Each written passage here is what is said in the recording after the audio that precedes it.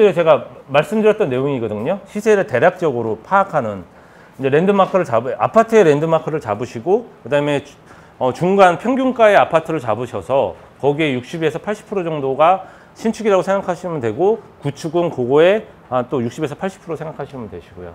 그다음에 다세 투자하는 방법들은 제가 지금 얘기하면서 계속 반복했던 내용들이 전세를 이용한 거 당연히 이제 갭 투자 가장 많이 하시는 거잖아요. 갭 투자의 장점에 다세대 투자할 때 조금 조심하셔야 될 사항은 어쨌든 갭 투자의 가장 큰 장점은 가격이 좀 올라줘야 돼요. 그래야 좀 메리트가 있어요. 그래야 전세 가격이 계속 올라가면서 제가 현금흐름을 만들 수가 있고 그때 가격도 계속 높아지는 거거든요. 근데 가격이 떨어지게 되면 오히려 제가 돈을 메꿔야 되는 상황이 될 수도 있잖아요. 그런 경우는 많지는 않지만 있을 수가 있기 때문에 거기에 대한 것만 뺀다라고 한다면 크게 문제될 건 없을 것 같고요. 월세 같은 경우에는 기본적으로 대출을 받으셔서 레버리지를 최대한 이용을 하셨어요. 최대한 이용을 하셔서 거기에 맞게끔 현금 흐름을 만드시면 되세요. 그러니까 대출 한 달에 이자 비용을 상세를 하시고 나한테 현금이 좀 들어올 수 있게끔 그리고 나중에 전세의 갭 투자처럼 시세 차익을 보는 거죠. 그렇죠? 그러면 안정적으로 어떻게 보면 안정적이라는 게 투자가 저는 없다라고 생각하지만 저는 이거보다는 월세가 더 좋은 것 같아요. 한 달에 10,000원이라도 들어오는 게 좋아요. 맛있는 거 사 먹을 수 있잖아요. 저는 물을 많이 먹기 때문에 물값이라도 될 것 같아요. 어쨌든 그랬으면 좋겠고요. 그 다음에 요거가 바탕이 되려면요.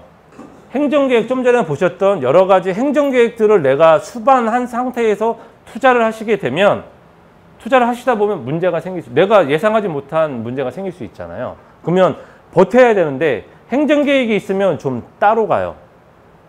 그러니까 쉽게 표현하면 용산 같은 경우 지금 갑자기 가격이 아파트 가격이라든지 서울의 아파트 가격이 갑자기 이번에 규제 때문에 급락을 해버렸어요.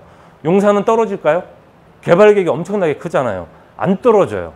버틸 거예요. 올라가면 올라갈지 제가 보기엔 떨어지지 않을 것 같아요. 그 바탕이 되는 게 이 행정계획이에요. 그거는 이제 큰 그림을 봤을 때 그런 거고요. 아까 좀 전에 말씀드렸듯이 개별적인 계획들을 내가 인지하고 알고 합정동 같은 경우에 보시면 재정비축신고나 이런 걸 묶여 있는 거잖아요. 그걸 내가 행정계획 바탕으로 알게 되시면 내가 다세대 투자했을 때 리스크가 작아지겠죠. 그리고 실질적으로 가격이 오르게 되면 그 부분 때문에 더 플러스가 되는 거죠. 원래는 실질적으로 시세로 따지면 2천만 원 올라갈 게 1,000만 원이 더 플러스해서 가격은 더 상승하는 역할을 할 수 있고요. 마지막으로 제가 이제 경매를 저는 하고 있는데 경매 같은 경우에는 기본적으로 가격을 싸게 사실 수 있잖아요.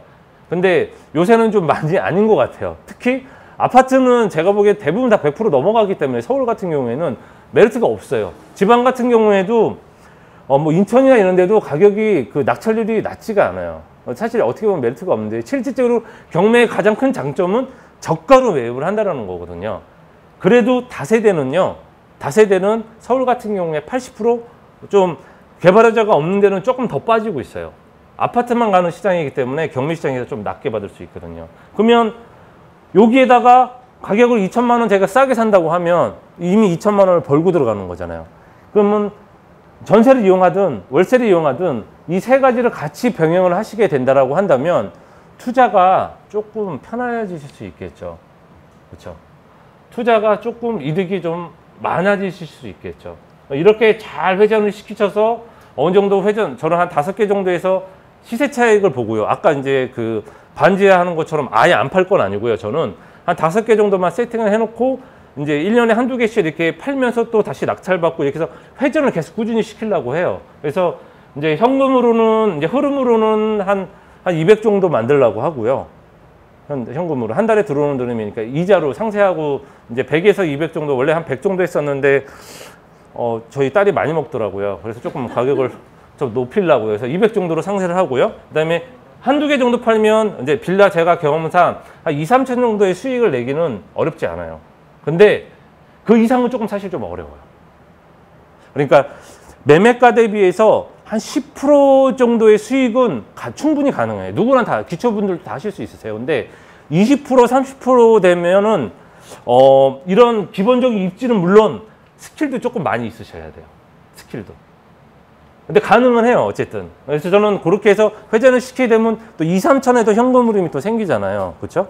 그러면 그거 갖고 일부는 재투자하고 일부는 우리 딸 맛있는 거 사주고 그러려고 이제 계획을 잡고 있거든요. 거기에 맞춰서 꾸준히 시간이 날 때마다 투자를 하고 있어요. 작은 거라도. 지금 인천 같은 경우에 아파트인데요. 아파트인데, 현금 700만 원 들어가면 수익률이 30%가 넘게 나오는 데도 있어요. 또, 부천 공광동에 빌라인데요. 지금 투자해서 만약에 지금 70%, 이제 지방 같은 경우에 70%로 떨어지거든요. 30%씩 떨어지니까. 만약에 70% 한 중반대 받으시면요. 현금 흐름으로 20만 원 정도 받으실 수 있으세요. 이자 다 상쇄하고 20만 원 정도 내가 받을 수도 있으세요. 만약에 그걸 전세로 투자하시게 되면 거의 무피 투자가 가능하세요. 그런 물건들이 충분히 많이 있거든요. 경매 물건들은 이제 경매는 이제 나중에 뭐 강의를 한번 들어보시든지 아니면 요새 시중에 나와 있는 책들도 많고 유튜브에 강의도 되게 많아요. 뭐 유튜브도 들어가셔서 한번 보셔도 되고요. 아까 제가 좀 전에 말씀드렸던 그 반지하 투자하시는 분 있잖아요. 이제 그분은 아닌데 다른 분이 좀 젊은 분이 반지하 또 뭐 20몇 개 정도 해가지고 책도 내시고 투자하시는 분이 있더라고요. 그분 강의도 한번 들어보시는 것도 괜찮을 것 같아요. 다세대 투자하면 그분 안 판대요. 그분도 역시.